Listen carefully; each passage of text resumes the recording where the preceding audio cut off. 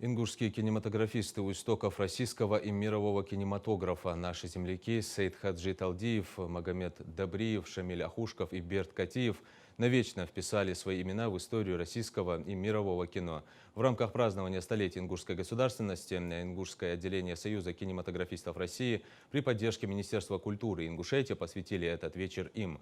Встречи, посвященные ингушам, повлиявшим на развитие кинематографии в мире, пройдут на различных площадках региона. На них рассказывают, как в начале 20 века из России в Америку хлынул поток иммигрантов. Среди них были и ингуши. Они купили несколько синематографов и начали организовывать показы фильмов. Вскоре эта группа друзей купила свою собственную киностудию. В Центре культурного развития собрались их родственники, а также гости из Москвы. Это команда профессионалов, среди них и продюсер Алексей Рязанцев.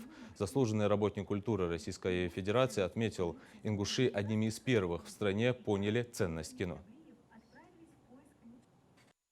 После создания аппарата для изображения этих бегущих картинок братьев Люмьер, они выкупили, так сказать, такой вот аппарат, взяли лицензию и, так сказать, первыми начали создавать такие небольшие калейдоны, такие, так кинотеатры называли.